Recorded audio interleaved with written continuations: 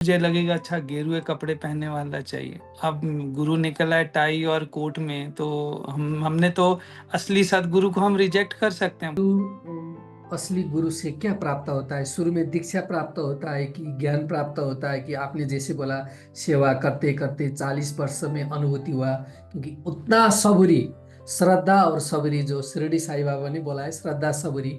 सबूरी का श्रद्धा तो सब लोग करते हैं, दुख में तो श्रद्धा कर लेते हैं, हे भगवान, हे राम, हे कृष्ण, हे नानक, हे अल्लाह, ईसा बोलते हैं, पर वो सबूरी जी का जो पाठ है उस पर टिके रहना। जी, इस तरह के बौद्ध पुरुष होते हैं, उनमें बहुत करुणा होती है।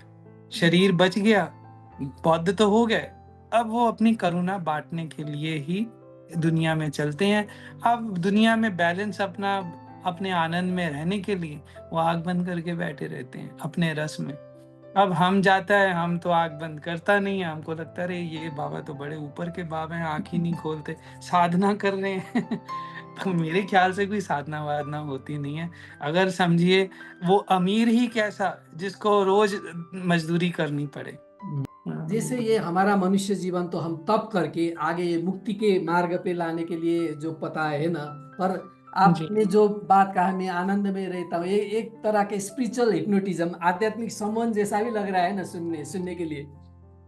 हाँ जी, सुनने में तो ऐसा ही लगता है, लेकिन बुद्ध के दर्शन करें, महावीर के करें, रमन महर्षि के करें, इनकी आंखों को देखें। जी। आपको लगता है कि इनकी आंखों में कोई दूसरी छवि कभी आई होगी? वो उसके आने के बाद हमारी आंखें बदलती हैं। हम कभी प्रेम में, कभी गुस्से में, कभी हम संत बन जाते हैं, कभी हम बड़े दानी सज्जन हो जाते हैं।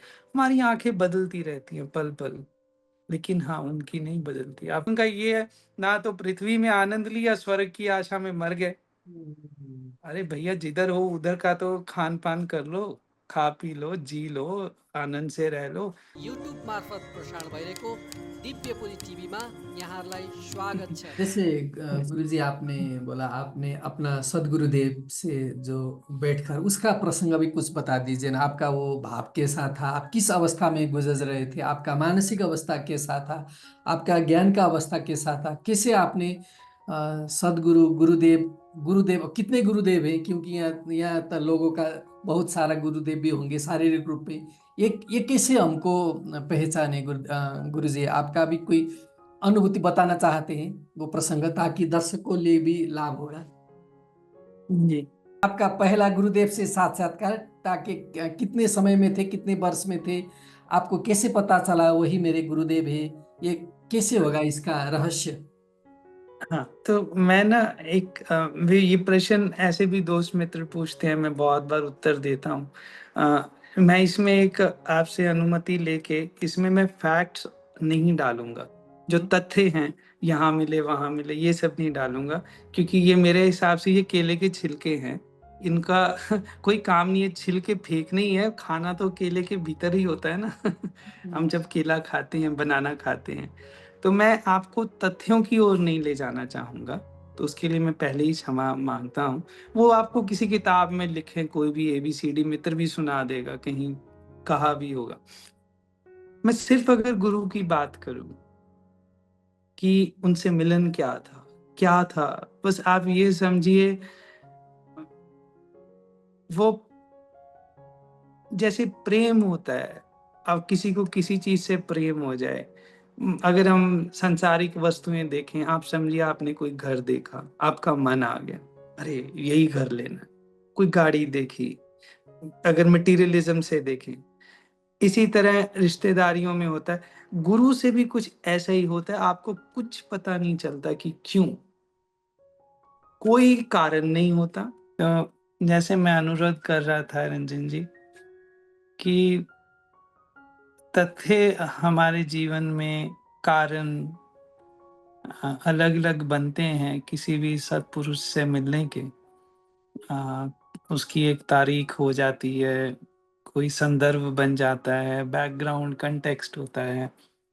पर ये सब तो एक अ, घट इंस्टेंसेस रिकॉर्ड हो जाते हैं, लेकिन जो सबसे अद्भुत बात होती है जब एक शिष्य अपने गुरु से प्रथम मिलता है, वो जो प्रथम मिलन है, एक पहली बार उसका दर्शन होना, उसे अपनी इन आँखों से देख पाना, जिन्होंने कभी उस पल के पहले देखा ही नहीं था।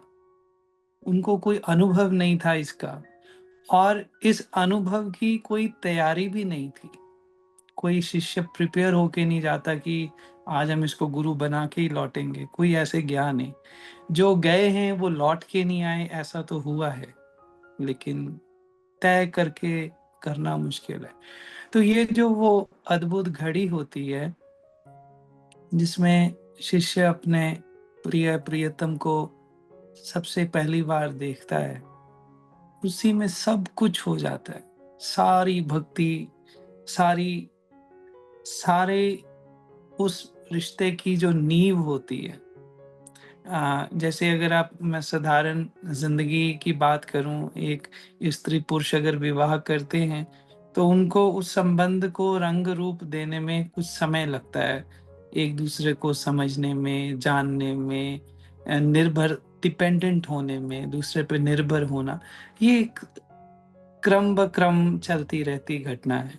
लेकिन शिष्य का सर्वप्रथम पहले ही मिलन में, पहले ही क्षण में, उसकी सारी जिंदगी, उसका पूरा अस्तित्व अपने गुरु के चरणों में, गुरु के भाव में, उसके प्रेम में वो खो जाता है। उसको पता आस्ते आस्ते लगता है इस बात का, उसको ये नहीं कि उसको एहसास हो जाता है अरे ये मेरे को कुछ हो गया, ना ना ना। वो बेचारे को समझ तो बरसों लग जाते हैं कि ये हुआ क्या था। जैसे मैं अभी 30 साल 40 साल पहली हुई घटनाओं को अपने गुरुदेव के संग, जैसे भी कुछ कुछ चीजें होती रही, वो मैं आज कभी कभी समझ पाता हूँ। सोचिए, मुझे अब वो शरीर में भी नहीं रहे, फिर भी बहुत सी बातें आज जाके कुछ कुछ समझ आती हैं, और मेरा अपना अनुमान है कि मैं मुश्किल से 5% ही समझ पाया हूँगा, मुश्किल से। ये भी एक बोलने के लिए बोलना होता है, ये इतना भी दावा करना थोड़ा बचकाना ही है। तो लेकिन मेरी विनती ये है कि पहले ही क्षण में सब हो जाता है। अब कोई पूछे कि अच्छा, आपको क्या 2 वर्ष उनकी सेवा करके फिर मन में प्रेम आया, कुछ और हुआ? अरे भैया, जो होना था हो गया। इसके बाद तो सिर्फ कहानी है। अब उन्होंने हमसे सेवा कराई, हम कभी रोए, कभी हंसे, कभी मन इधर गया उधर गया, वो बात की बात है। लेकिन जो मिलन था, जैसे समझिए बच्चे का जन्म होता है, जन्म के पहले माँ बाप का मिलन होता है। माँ के अंडकोश और पुरुष के पिता के अंडकोश मिलते हैं, तब शुरू तो उधर ही होगी ना मिल बनना। आज मैं 50 साल का हूँ। इनफैक्ट 5वें गुरु ने, गुरु अर्जुन देव जी ने, जो सिखों के 5वें गुरु थे, उन्होंने तो इस प्रश्न को उठाया है शिष्यों के पास। बोलते हैं, तुमको पता है तुम किस मूल से आए हो? ऐसे पूछते हैं। कवन मूल ते कवन दृष्टानी। आज देखिए, मैं आपको 5.5 पौने 6 फीट, पता नहीं कितनी मेरी हाइट है, अनु पौने 5-8 लगा लीजिए। आज मैं 5 फुट 8 इंच का आपके सामने बैठा हूँ। तो मुझसे अर्जुन देव जी पूछते हैं, तुम्हें पता है तुम किस मूल से आए हो? अब मूल आप जानिए, माँ का अंडकोश कितना का इतना सा, हमको तो दिखेगा भी नहीं अगर हम मेरे सामने रख दिया जाए। पिता के वीर्य से कैसे जन्म हुआ होगा? तो हम कहाँ से इसी तरह शिष्य है। शिष्य का जो पहला मिलन है वो वैसा ही है, बस मिलन हो गया, अब प्रोसेस चालू हो गया। अब वो छोटे शिष्य से सदगुरु भी बन जाएगा एक दिन, चलते चलते चलते, पर उसको कुछ पता नहीं चलता। उसका तो पहला ही मिलन एक मिलन है। मेरे जीवन में अगर हमको कोई पकड़ में बात आती है, गुरु से सबसे पहला मिलन, वो वो एक अलौकिक दृश्य, बुद्धि भी नहीं काम करी वहाँ, कुछ भी काम नहीं करता, मैं आपको कैसे बताऊं। तो वो ही सबसे बड़ी घटना होती है शिष्य में। बाद की बातें ऐसी हैं, तथ्य वथ्य तो चलो केले के छिलके जैसे, जैसे मैं पहले भी आपसे कह रहा था, वो तो हमने उतार के फेंक ही देने हैं। हम केला खाते हैं, छिलका उतारते हैं, बस छिलके का काम क्या था, उस केले को बचा के रखे, उसमें कोई इन्फेक्शन ना हो, कोई खाने योग्य रहे, है ना। बस जिंदगी के तथ्य ऐसे ही हैं, इनको फेंक देना चाहिए और गुरु के प्रेम में, गुरु के आनंद में बहना चाहिए। साथ में आपसे छोटी सी बात जोड़ूंगा, जब हमारी ये बात कट गई थी होते होते, तब मुझे ओशो के वचन याद आए। भगवान रजनीश कहते हैं कि आप गुरु को कभी नहीं मिल सकते, गुरु आपको खोजते हैं और गुरु ही आपसे मिलते हैं। तो शिष्य को भाव होता है कि अच्छा, जैसे मैं कहूँ मैं गुरु खोज रहा हूँ या मुझे गुरु चाहिए, मेरी तो सिर्फ एक जिज्ञासा है, लेकिन गुरु ही हमको खोजता है। ये बात ज्यादा सच्ची, क्योंकि देखिए मैं तो बचपने बुद्धि का हूँ। अब मैं अपने ही हिसाब का गुरु खोजूंगा, मेरी बुद्धि कितनी है सोचिए, है ना।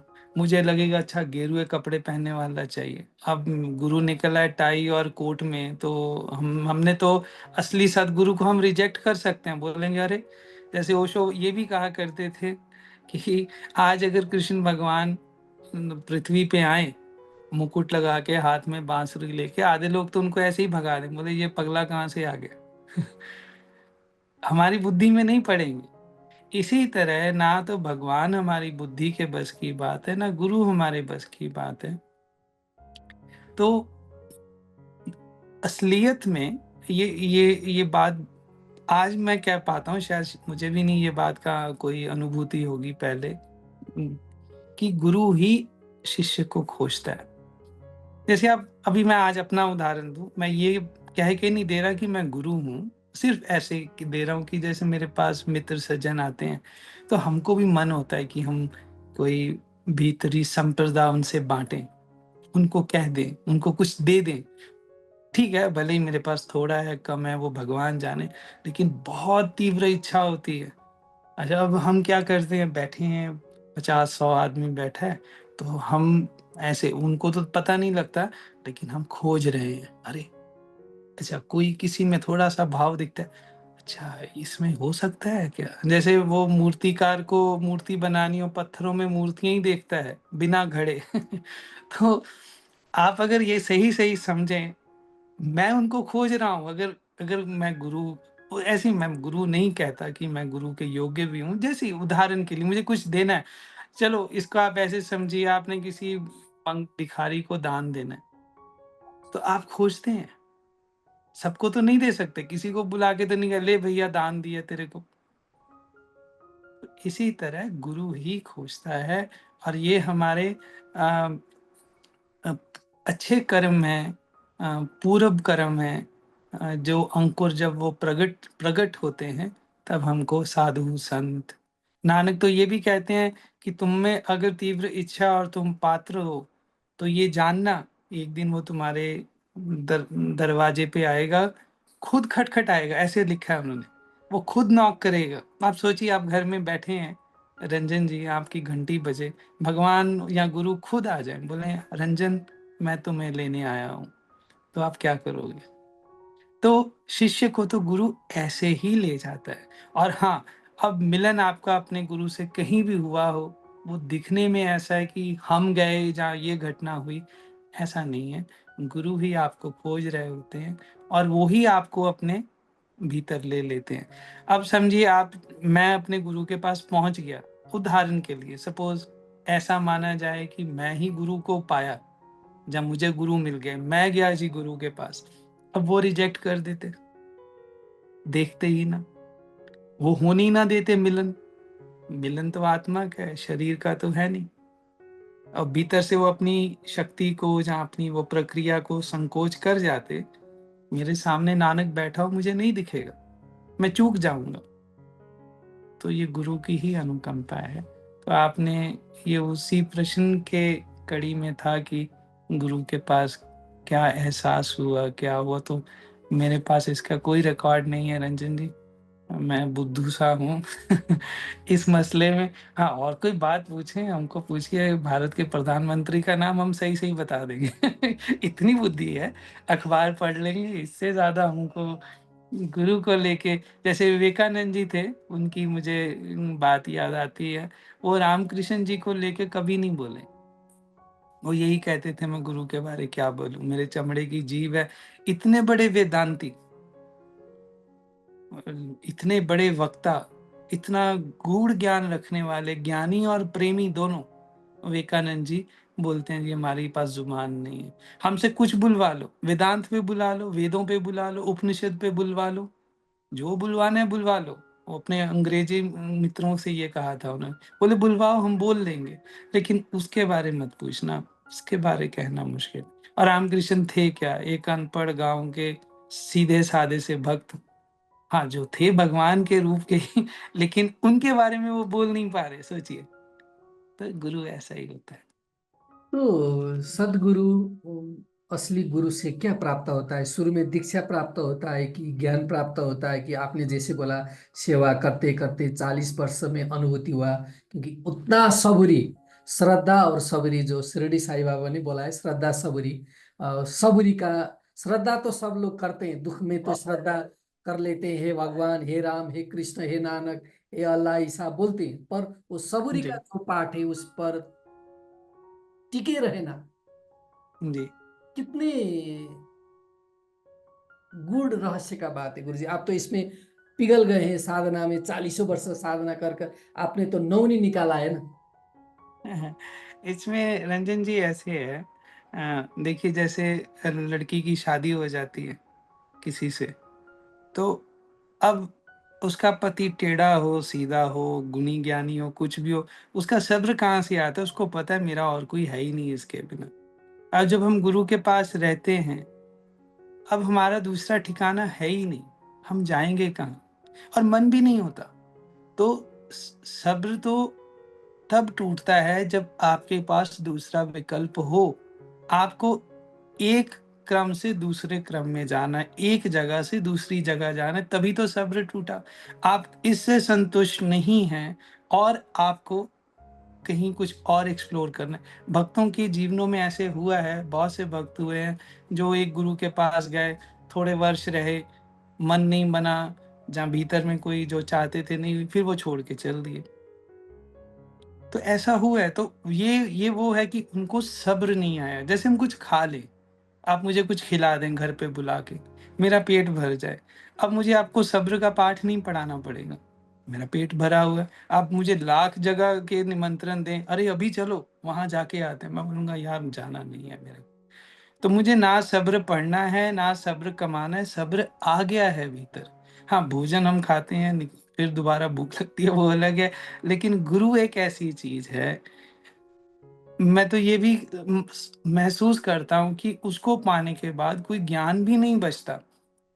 किसी प्रकार के उपनिषद, वेद, शेद, ल, भ, ढ कुछ भी नहीं बचते।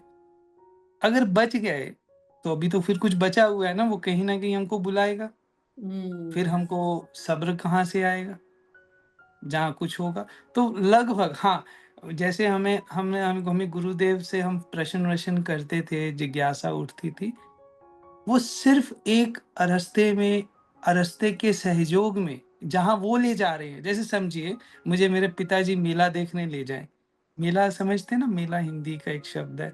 कहीं गांव में मेला लगा, हाथ पकड़ के ले गए। अब हम उनका हाथ पकड़ के जा रहे हैं, हम पूछ रहे, अरे पिताजी ये क्या है, ये बताओ। अच्छा ये क्या है, ये बताओ। पकड़ा हाथ उसी का है।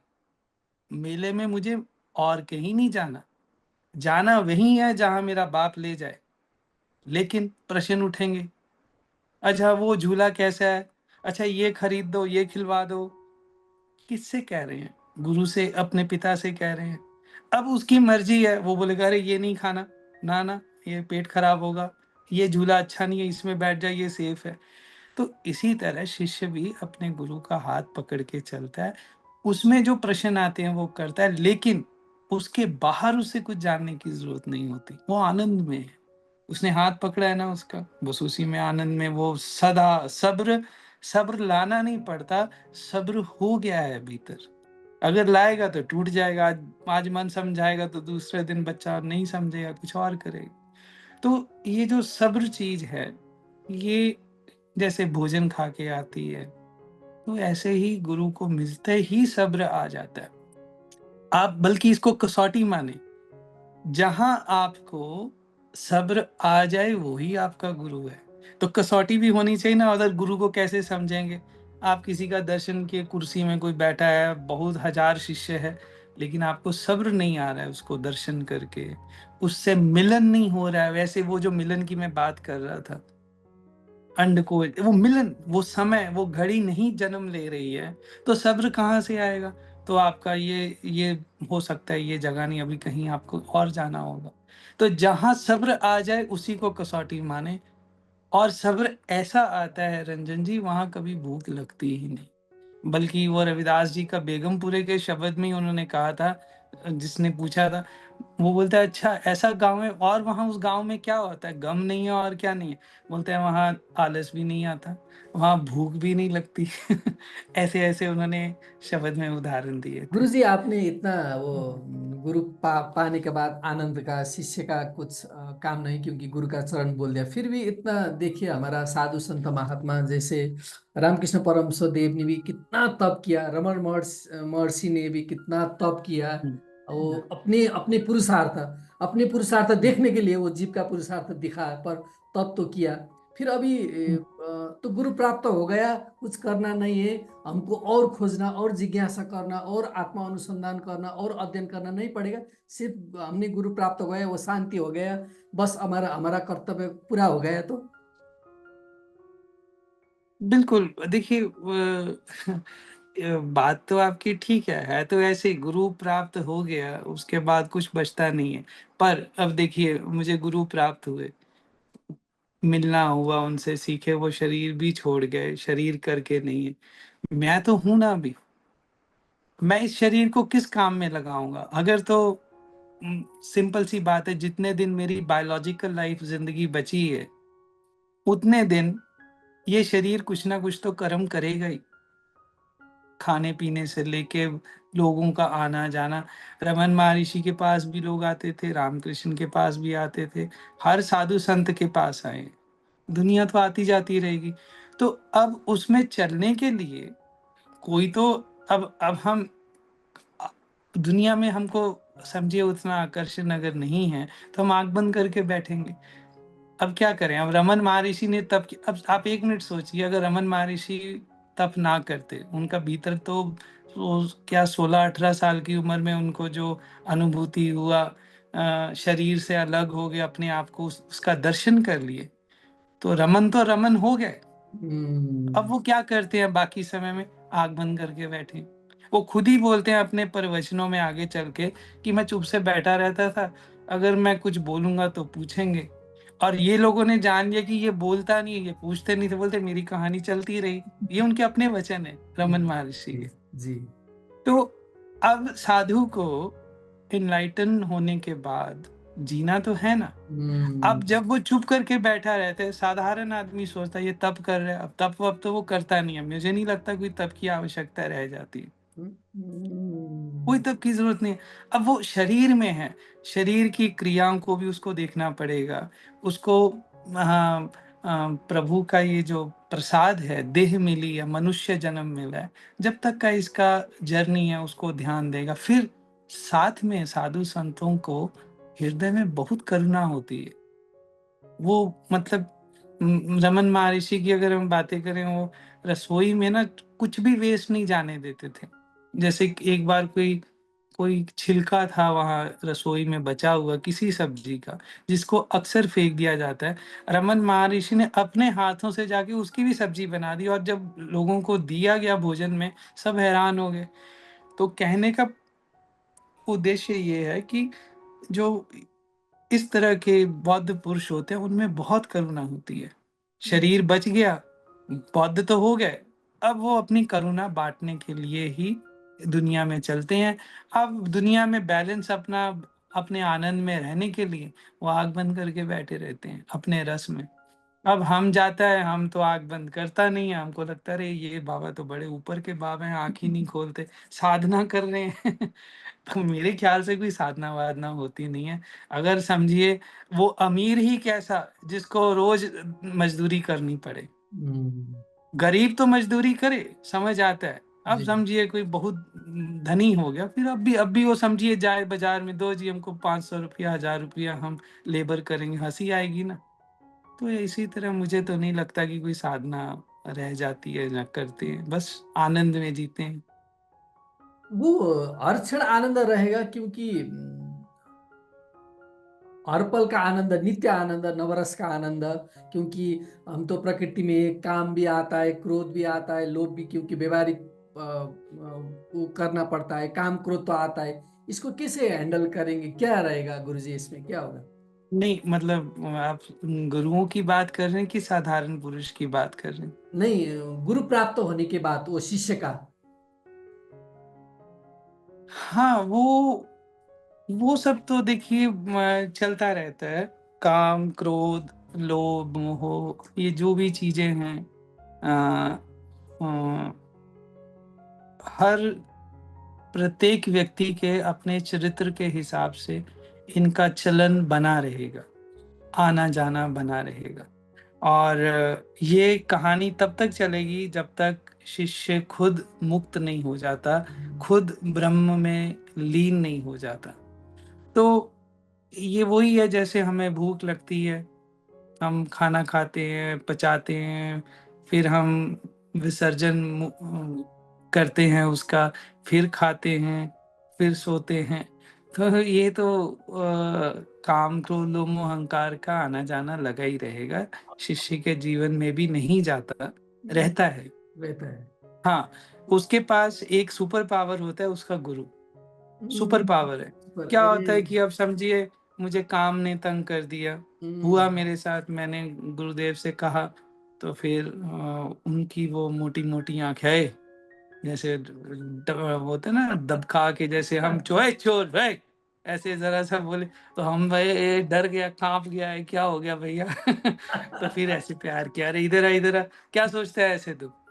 तो ये जो है, ये अब दूसरे आदमी को शायद नहीं प्राप्त होगा जिसको सानिध्य नहीं है। तो जी, काम क्रोध सब आएँगे शिष्य के जीवन में। हम्म, हमको तो आए, हम नहीं कह सकते कि हम गुरु के पास गए और से मुक्त हो गया। बल्कि कल कल परसों यहाँ कीर्तन था घर पे, तो कीर्तन में हमने एक शब्द गाया, सदना संत भक्त हुए हैं, सदना जी करके। तो वो पेशेवर कसाई थे पहले, जी, बाद में ब्रह्म ज्ञानी संत हुए हैं। तो वो प्रभु से शिकायत कर रहे हैं अपने शब्द में, बोलते हैं हे भगवान, तुम्हारी शरण का क्या मतलब है बताओ। वो वर्ष है, सिंह शरण कत जाइए जो जम्ब ग्रास है। बोलते तुम सिंह, तुम शेर हो, हम शेर की शरण में चले गए, अभी भी हमें गीदड़ तंग तंग करते हैं। ये छोटे मोटे जानवरों से अभी भी हमको दुख लगता है। तुम्हारी शरण का सुख क्या है? हम्म, आप समझते हैं? तो उनका कहने का मतलब ये है कि अब वही कि हम शिष्य हो गए, काम क्रोध लोभ मोह अहंकार फिर भी चल रहा है, ये कैसा गुरु हुआ भैया?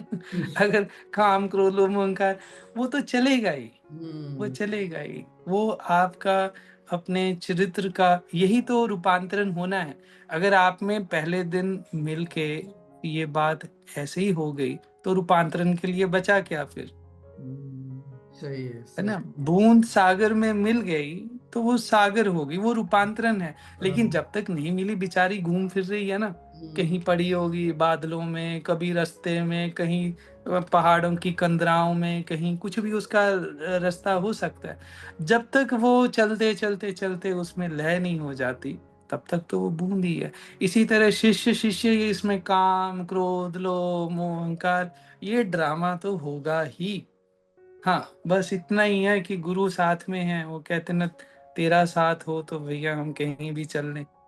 तो उसी के आश्रय में और इसका और सुख है रंजन जी, इसका इतना दुख भी नहीं है जितना हम इसको दुख में हम्म, प्रकट करते हैं। अरे काम क्रोध, कोई इतना बड़ा दुख भी नहीं है। हमको तो जब जब हुआ कुछ भी क्रोध का भी हम शिकारी रहा। 1-2 घटनाएँ बड़ी हुई जिसमें क्रोध एकदम प्रगाढ़ रूप में हमको डुबा गया। क्या हुआ? हर बार हम टूटे, गिरे तो उसके चरणों में ना। आनंद तो देखिए कितना है। मुझे काम ने मारा, गिरा उसके चरणों में। क्रोध ने मारा तो क्या हुआ? गिरा तो उसके चरणों में ना। दुःख मैंने ज़रूर पाया। काम, क्रोध किसी को सुख ना दिए हैं, ना दे सकते हैं। कोई बात नहीं। हुआ, कोई बड़े मतलब खुश होने वाली भी बात नहीं कि जी हम बड़े कामी क्रोधी रहे हैं, कुछ भी, जो भी हुआ, लेकिन मिला, गिरा तो मैं उसके चरणों में। तो जो आखिरी रिज़ल्ट है मेरे लिए तो वो कीमती है। तो अभी बार-बार होते-होते फिर शिष्य को क्या होता है, वही जो आप सब्र कहते हैं ना, ये अजब तरीके का सब्र है। इसको हम डिफाइन नहीं कर सकते। बस ना हमको, जैसे कबीर जी ने कहा है कि मुझे मुक्ति नहीं चाहिए, मुझे राज्य ये सब कुछ नहीं चाहिए, मुझे अगर चाहिए मन प्रीत चरण कमलारे, मुझे तुम्हारे चरण चाहिए। तो हमको सच पूछे रंजन जी, हमको तो मुक्ति-वुक्ति भी नहीं चाहिए, काम क्रोध जहाँ हैं भैया पड़े रहो, हमारे कर्म होंगे, हमको क्या पता, हम, हमारे पास कोई हिसाब थोड़ी, हमको तो एक दिन का हिसाब नहीं होता कि हम क्या कर रहे हैं। तो ठीक है, जो हम अपने भोग भोग रहे हैं, भोगें, बस इतनी ही प्रार्थना होती है कि हे प्रभु, हम जैसे भी हो, जो भी हो, हमें आपकी शरण में रहने का सौभाग्य मिले, और जो आप हमें कहते हैं, हम उस पे चलने का यत्न करें। हाँ, ताकि जो गुरु ने देखिए कहा भी होता है ना साथ-साथ में, ये करना, ये ना करना, उपदेश जो होता है, तो हम उस पे चलने की चेष्टा करें। ये इतने करते-करते बात बन जाती है। ये जैसे हाँ, ये हमारा मनुष्य जीवन तो हम तप करके आगे ये मुक्ति के मार्ग पे लाने के लिए जो पता है ना, पर जी। आपने जो बात कहा मैं आनंद में रहता हूँ, ये एक तरह के स्पिरिचुअल हिप्नोटिज्म, आध्यात्मिक समन जैसा भी लग रहा है ना सुनने सुनने के लिए। हाँ जी, सुनने में तो ऐसा ही लगता है, लेकिन आप यकीन जानें, भक्त के जीवन में सब तरह के रस रहते हैं। सम्मोहन है, हम्म, लेकिन संवेदना भी बढ़ती है, सेंसिटिविटी ज़्यादा होती है। तो समझिए, आप और हम मिलके गोलगप्पे खाएँ, गोलगप्पा ही कहते हैं आप भी उधर, गोलगप्पा, पानी पूरी वो कहते हैं, पुचका, मैं पानी पूरी। पानी पूरी। हाँ, हाँ। हाँ, तो आप और हम दोनों अगर एक जगह ही खाएँ, तो हाँ, आपसे हो सकता है भोग के रूप में मैं ज़्यादा स्वाद ले जाऊँ। आप कहेंगे बहुत स्वाद है, हो सकता है मुझे उससे भी थोड़ा ज़्यादा ही कुछ अनुभव हो। तो भक्ति में चलते-चलते सम्मोहन तो बना ही हुआ है। सम्मोहन ऐसा है कि कण-कण से लेके, पानी पूरी से लेके हिमालय पर्वत तक वही, उसी का अनुभूति बनी रहती है। तो अगर सम्मोहन शब्द आप व्यवहार करते हैं तो ये तो बना ही है। इस वो नानक जी से कहा था किसी राजा ने कि मैं आपके लिए शराब भेजता हूँ। मिलने आया था कोई ना, उनसे बड़ा प्रभावित हुआ था। तो शाम को जाने लगा, तो बोलता है कि मुझे छुट्टी दीजिए। बोलते, नानक जी बोलते क्या हो गया? बोलते जी मैं इस समय थोड़ा-सा पी लेता हूँ, शरीर रिलैक्स हो जाता है और मेरा समय हो गया, मैं आदी हूँ रोज़ का। तो बोलता है कि बहुत अच्छी शराब है, आपको भी मैं थोड़ी भेजता हूँ, आप भी पी लो। तो नानक जी कहते हैं, अरे तुम्हारे वाली कितना टाइम, क्या इम्पैक्ट है इसका, कितनी चढ़ती है? बोलता है बहुत अच्छी है जी, सुबह तक तो रहती है, सुबह उठता हूँ फिर अच्छा ताज़ा लगता है। बोलते सुबह उतर जाती है तुम्हारी? तो बोलता है हाँ। नानक कहते हैं बस? बोलते हैं मेरे पास तो राजा ऐसी शराब है, एक ही बार पीनी होती है, तो उतरती नहीं, चढ़ी रहती है। वो बड़ा हम्म। हैरान हो गया। वो बोलता है ये कौन सी शराब है, हम राजा है, हमने आज तक नहीं सुनी, ये आप शराब कहाँ से लाए? तो फिर उन्होंने नाम खुमारी बोला था शब्द उसको, कि नाम खुमारी नाम का चढ़ी रहे दिन रात। उसका जो जो ही वो हिप्नोटिज्म कहते हैं, तो अगर यही बोला जाए तो बोलते हैं कि वो हमें चढ़ा ही रहता है, उतरता नहीं है। और ईश्वरीय ये दृष्टि। होना भी ऐसा चाहिए। आप बुद्ध के दर्शन करें, महावीर के करें, रमन महर्षि के करें, इनकी आँखों को देखें। जी। आपको लगता है कि इनकी आँखों में कोई दूसरी छवि कभी आई होगी? वो उसके आने के बाद हमारी आँखें बदलती हैं। हम कभी प्रेम में, कभी गुस्से में, कभी हम संत बन जाते हैं, कभी हम बड़े दानी सज्जन हो जाते हैं। हमारी आँखें बदलती रहती हैं पल-पल, लेकिन हाँ, उनकी नहीं बदलती। आप हम कल्पना भी नहीं कर सकते। और हुआ भी इसी तरह, ये जो सम्मोहन की आप बात कह रहे हैं, तो ये तो बना ही रहता होगा। गुरु, बना ही है, ये कहा जाएगा। हमारे ये सेशन का भी अब 7-8 मिनट्स बाकी है। ये जी, गुरु तत्व है कि शरीर है? जो लोग बोलते हैं, साधु संत भी बोलते हैं तत्व है बोल, फिर भी हम शरीर में इतने अड़कते हैं। हम रमण महर्षि को भी प्रेम करते हैं, योगानंद को भी प्रेम करते हैं, साईं बाबा को भी प्रेम करते हैं, जो भी संत महात्मा उसको प्रेम करते हैं ना, जो भी जी, महापुरुष है उनको प्रेम करते हैं, उनका शरीर का आदर करते हैं। फिर कितने लोग भटक गए हैं गुरु के शरीर देखने के बाद, गुरु के व्यवहार देखने के बाद। कितने लोग भटक भी रहे हैं, कितने लोग मैनिपुलेट भी हो रहे हैं। इसको आप कैसे देखते हैं गुरुजी? देखिए, शरीर को पकड़ के ही मुक्ति है। शरीर को पकड़ना ही होगा शिष्य को। आज मुझे पूछे कोई, आज की तो मैं नहीं कहूँगा, जनरली किसी को पूछे, आत्मा किसी ने नहीं देखी, शरीर देखा है।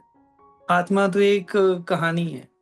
तो इसी तरह जब हम गुरु से मिलन होता है, आकर्षित हम उसके भीतर से होते हैं, लेकिन भीतर को तो हम पकड़ नहीं सकते। आप मेरे हृदय को कैसे पकड़ोगे? मेरे मन को कैसे पकड़ोगे? कहीं कहीं नहीं तो आप मुझे ही पकड़ोगे ना। शिष्य गुरु को ही पकड़ेगा ना, शरीर में ही पकड़ेगा।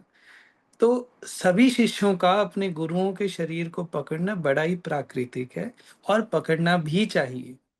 वो शिष्य ही कैसा जो गुरु के लिए तड़फे ना, एक उस तड़प को तड़पते तड़पते तड़पते वो शरीर से आगे निकल जाता है। और इसमें गुरु भी सहयोग करते हैं। गुरु को पता है कि ये मेरा दीवाना है, उसको नहीं पता कि जैसे बच्चा माँ का दूध पीता है, हर समय माँ का स्तन खोजता है, अरे मिल जाए, मुझे दूध पीना है, दूध पीना है, माँ को पता है। लेकिन माँ क्या 15 साल के बच्चे को दूध पिलाती है? अपने स्तन से नहीं पिलाती। वो ध्यान रखती है कि इसको जब तक देना है, इसके पास उपाय नहीं है कोई। शिष्य के पास गुरु के चरणों के बिना उसको कहानी आती नहीं अभी। वो नहीं जानता आत्मा क्या, वो नहीं जानता तत्व क्या। पहले दिन ही माँ बोले, जाओ अमूल का दूध खरीद के बाजार से पी लो, हम नहीं पिलाएगा, तो बच्चा मर जाएगा। उसको स्तन देना ही होगा। तो गुरु का शरीर पकड़ना ही होगा। क्यों ना पकड़े, पकड़ो। लेकिन साथ में गुरु जो कहता है वो भी पकड़ो। और ये गुरु का भी दायित्व बन जाता है। हर गुरु, कोई गुरु ऐसा नहीं हुआ सदगुरु जो शिष्य को कहे मेरे चरण ही पकड़ना और मत कुछ करना। हर सदगुरु के मन की एक इच्छा होती है कि हाँ, ये आज यहाँ है, अब ये आगे बढ़ जाए, जी, और ये शरीर के पार चला जाए। जी। तो जाना ही होता है। अब ऐसे होता है रंजन जी, हजारों शिष्यों की कहानी है, उसमें कोई एक दो अगर भटक भी गया, कोई बात नहीं, उनके रास्ते की यही बात होगी, इस जन्म में उनका भटकना ही लिखा है। तो क्या हुआ, है ना। हम उनसे निराशा नहीं होनी चाहिए, अरे यार शिष्य तो उसमें फंस गए, वो तो वहीं रह गया। उसकी कहानी यहीं तक थी। पार्ट जैसे आपकी ये इंटरव्यू 2-3 पार्ट में आप करेंगे, जी। अब हम कहें अरे पार्ट 1 खत्म, टूट गया, क्यों पार्ट 2? तो ये जीवन की भी कहानी है। किसी की कहानी कहीं पॉज फुल स्टॉप लगता है, किसी का कहीं लगता है। लेकिन आप तत्व को नहीं पकड़ सकते। तत्व नाम की कोई चीज अनुभव में है तो है, वरना नहीं है। उसको मत पकड़िए। आपको गुरु दिखता है ना, चरण दिखते हैं, पकड़ लो। अरे जो दिखता है वो तो पकड़ लो। ना ये लोग ना, अब बहुत लोगों का ये है, ना तो पृथ्वी में आनंद लिया, स्वर्ग की आशा में मर गए।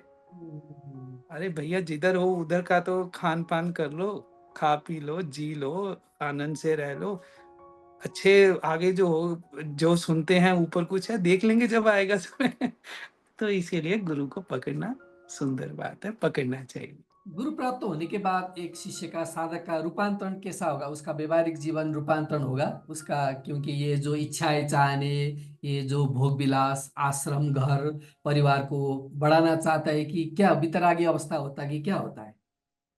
वो जी कोई इसका स्टैंडर्ड टेम्पलेट नहीं है कि ये सब, अब सबके अलग अलग हैं। मीरा देखिए, शादी हो गई, मीरा कैसे कहाँ गई, है ना।